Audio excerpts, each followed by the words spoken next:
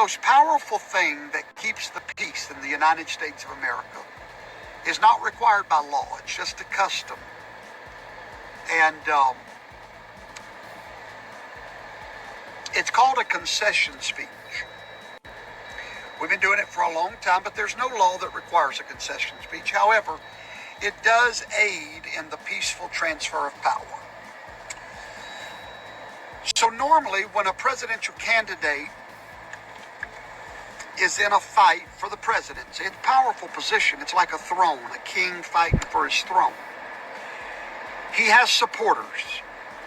And those supporters are literally ready to fight, if you will, for their guy. Hey, that's just the way it works, folks. It's been that way since the dawn of time. At the moment of the concession speech is when those people that support this guy are pretty much given the green light to simmer down, go back home. It's all over. It's a surrender. It's a white flag of surrender. But it is not required in the Constitution. It's simply a custom.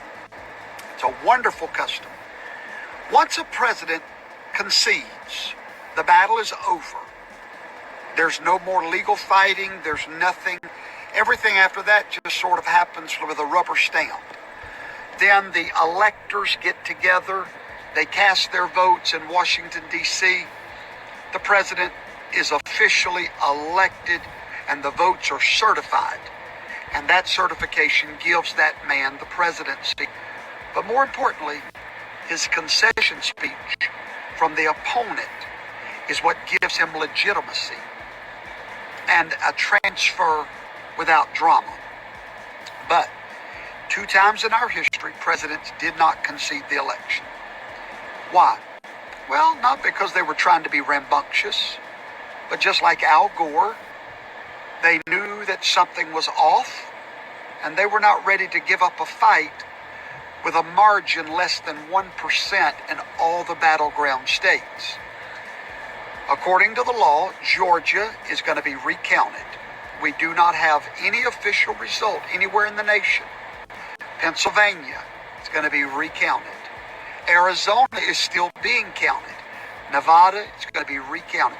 We have a total recount coming. Now, after that recount, the president has legal options to go to court to prove irregularity. So let's just say that none of that works and the president still will not concede the election.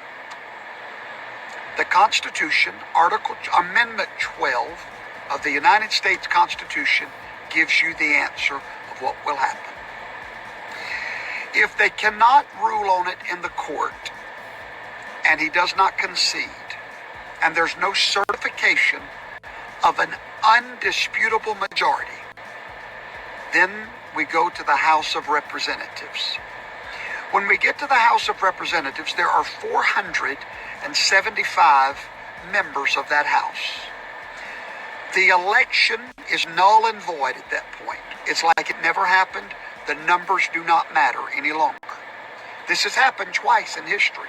I got a feeling it's fixing to happen again. At that moment, the election becomes obsolete, and now the president will be elected by the Congress, the House of Representatives. Now, immediately, that strikes fear in the heart of a conservative, because guess who controls the House? The Democrats. But not so fast. The Constitution goes on to say in that article that each state in the Congress gets one vote, not each representative. Each state gets one vote for the president. Well, there are 50 states in the House. Of those 50, 37 are Republican. At that moment, a Republican Congress will officially, constitutionally vote in the next president. Why do you think Donald Trump has not conceded? He knows these things that I'm telling you. He understands that there was illegitimate votes cast. He understands that votes are still going on. Now, He may get tired of the fight. I don't know. I don't think he is, though. But he does have a constitutional remedy to his dilemma. This is going to be interesting to watch. But remember, Hillary Clinton told Joe Biden, do not concede no matter what. Now, why did she tell him that? Because she knows what I'm telling you. And so, Joe Biden has won a few battleground states with less than 1%. Those are automatic recounts. We will not have a winner till we have a certification. If we can't get a certification that's not contested in the courts, it will go to the House of Representatives just before Inauguration Day. Now you might know why the Panther is getting real quiet in the background, waiting for the attack. I'm not saying that's how it's going to go, but the Constitution foresaw this.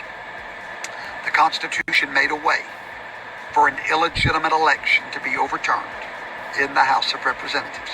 So class is dismissed, and now you know the truth.